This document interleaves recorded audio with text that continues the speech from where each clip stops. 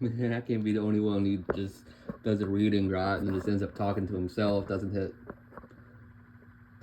the record button, does it? Does he?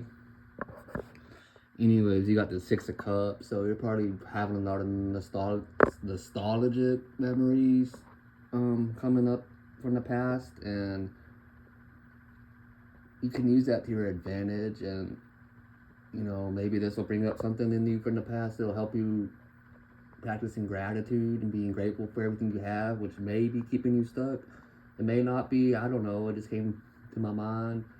But just think about whenever you were a kid and you received just the coolest toy ever, and you want to really have that vibration more frequency in your life. Like, it really is something we've all forgotten, but can really help just seeing things from a different perspective in our life whenever we get so caught up in our minds and just get caught up in not thinking outside the box, not thinking how things are, just due to everything becoming routine oftentimes makes it to where everything just seems so dull, bland, mundane. So you want to try to bring back the magic in your life by balancing two completely contradictory energies, dealing with the masculine, the feminine, the conscious mind, the unconscious, subconscious, your spirit, gods, whatever you want to call them, your higher self. Because just remember, we all knew when we were a child, but that we are multi-dimensional beings, and we have so much more facets to our being that we need to keep in touch and remember.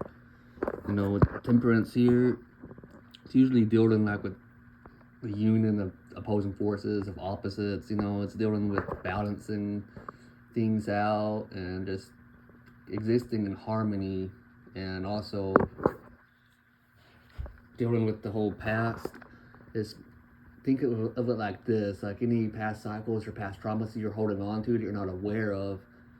Think of all the good memories you have too, and how far you've made it, and think that all the bad things that happened to you for a reason, to make you to basically make you who you are today, and that's just the thing that when it comes to faith in the divine and the unseen and God, is the more trustworthy and faithful you are, the more you will be trusted with more light and more responsibility, more gifts, more abundance, more wealth. You'll be able to be trusted with it if you're able to not harden your heart to what has happened to you in the past, and just still remain pure, innocent, and kind-hearted despite how the outside world is, because the inner world and the outer world are somewhat of a mirror and a reflection. Now, it may not seem like that, but the more further you get on your spiritual journey, the more you realize that you do exist outside of your skin. So we have here, just keep it cool, man.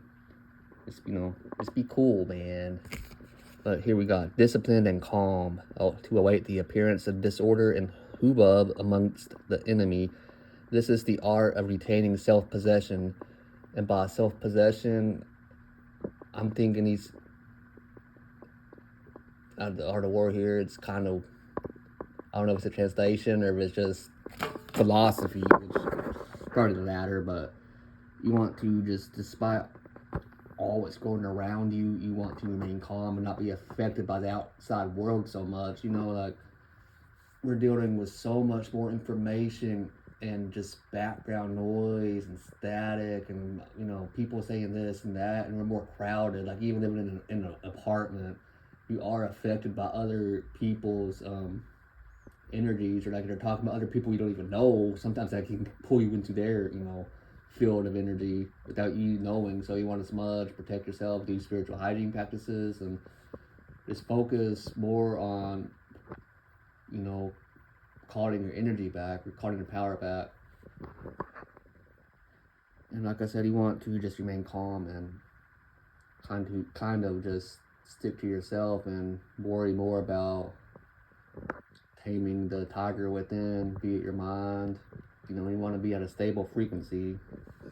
Your mind and your emotions just exist in a state of harmony and balance.